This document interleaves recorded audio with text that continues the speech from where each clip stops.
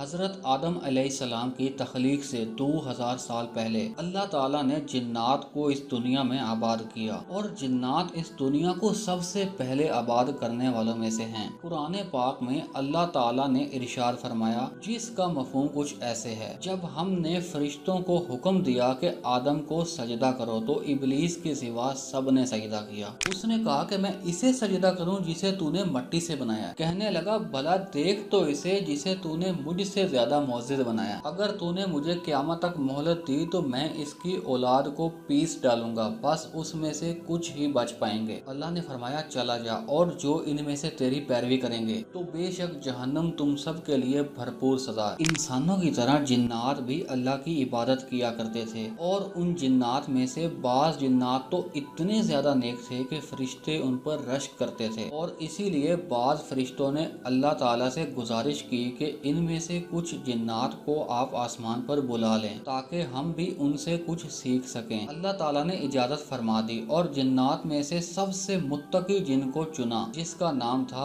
ابلیس۔ وہ جن جس نے زمین پر بھی اللہ کی عبادت کی اور آسمان پر بھی۔ وقت گزرتا گیا اور جنات میں بھی برائیاں بڑھنے لگی، اور وہ اللہ کی نافرمانی کرنے لگے۔ وہ آپس میں لڑنے جھگڑنے لگے، چھوٹی چھوٹی باتوں پر لڑائیاں ہونے لگی، قتل اور بے ایمانی بڑھتی گئی، یہاں تک کہ اللہ تعالیٰ نے ابلیس کے ساتھ فرشتوں کو زمین پر بھیجا اور ان جنات سے لڑنے کا حکم دیا۔ حسن البصری رحمت اللہ علیہ فرماتے ہیں، ابلیس جنت میں 70 سال سے زیادہ اللہ کی عبادت کرتا رہا۔ ایک دن اس نے جنت کے دروازے پر پڑھا کہ اللہ کا ایک بندہ جو انتہائی نیک ہے اور ایک لمبے عرصے تک اللہ کی عبادت کرتا رہا ہے، لیکن ایک دن ایسا آئے گا کہ وہ اس کی نافرمانی پر اتر آئے گا، جس کی وجہ سے اللہ اس پر لعنت فرمائے گا۔ ابلیس نے سوچا کہ یہ کیسے ہو سکتا ہے کہ اتنا نیک بندہ نافرمانی کرے۔ اس نے اللہ سے اجازت مانگی کہ میں بھی اس پر لعنت کرنا چاہتا ہوں، اور اجازت ملنے پر اس نے ایک لمبے عرصے تک اس پر لعنت ملامت کی، لیکن کون جانتا تھا کہ وہ بندہ کوئی اور نہیں بلکہ ابلیس خود ہے۔ اور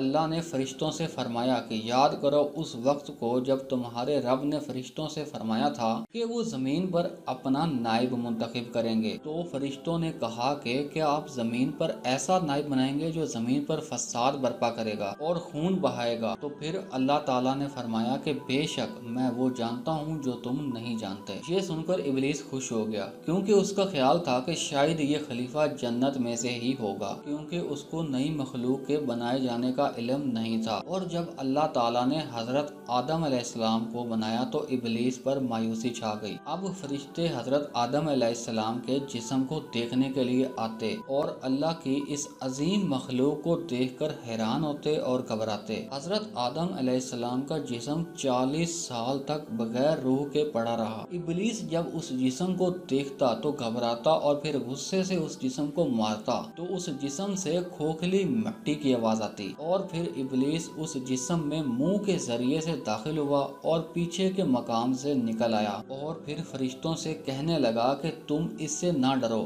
بے شک تمہارا رب بے نیاز ہے، یہ تو اندر سے خالی ہے، اگر میں ہی اس پر مسلط ہو گیا اور اس پر حاوی ہو گیا تو میں اسے ختم کر دوں گا۔ ابلیس کے دل میں اس جسم کے لیے بالکل بھی عزت نہیں تھی، وہ ایک مٹی سے بنا ہوا جسم تھا اور ابلیس کی نظروں میں وہ ایک نہایت کمزور تھا، لیکن اس کے دل میں ایک خوف بھی تھا، اور اس خوف سے لڑنے کے لیے وہ بار بار یہ کہتا کہ میں اس سے بہتر ہوں۔ اللہ نے اس جسم کو 40 سال کے لیے بغیر روح کے ہی چھوڑ دیا، اور ابلیس کے دل میں حضرت آدم علیہ السلام کے جسم کو دیکھ کر بغض بڑھتا رہا، اور وہ بغض غرور اور تکبر میں بدل گیا، اور اس لیے ابلیس کی آدم یعنی انسان سے دشمنی اس وقت ہی شروع ہو گئی تھی جب حضرت آدم علیہ السلام کے جسم میں روح تک نہیں تھی۔ اور پھر وہ دن آ گیا جب اللہ تعالیٰ نے حضرت آدم علیہ السلام کے جسم میں روح پھونکی۔ اللہ نے فرشتوں کو سجدے کا حکم دیا اور سب نے سجدہ کیا، مگر ابلیس نے انکار کیا اور کافر ہو گیا۔ تو اللہ نے ابلیس سے کہا کہ کس بات نے تجھے سجدہ کرنے سے روکا جبکہ میں نے تجھے حکم دیا؟ ابلیس کہنے لگا کہ میں اس سے بہتر ہوں، تو نے مجھے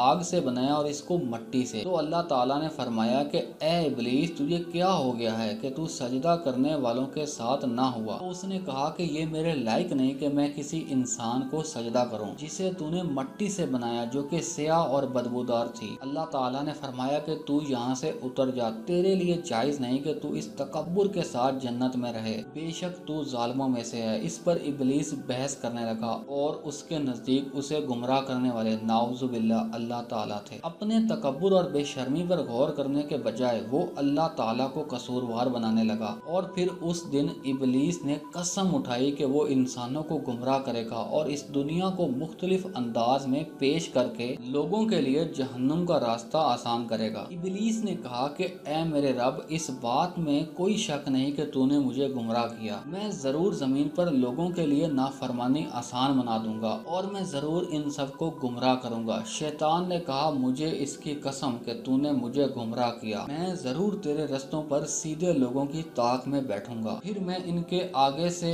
पीछे से और इनके दाएं और बाएं से इनके पास आऊंगा और फिर तू इनमें से अक्सर को शुक्र करने वाला ना देखेगा। और फिर इब्लीस ही के बहकावे में आकर हजरत आदम अलैहिस्सलाम को जन्नत से उतार दिया गया। अब ये हम पर है कि हम अपने पुदैशी दुश्मन को दुश्मन समझकर उसके हमलों और बहकावों से बचें या फिर उसके वसवसों और बातों में आकर अपने लिए जहन्नुम का रास्ता आसान बनाएं। अल्लाह ताला से दुआ है कि वो हमें शैतान के हमलों और वसवसों से महफूज फरमाए। अपना और अपने प्यारों का ख्याल रखिएगा। मिलते हैं अगली वीडियो में। अल्लाह हाफिज।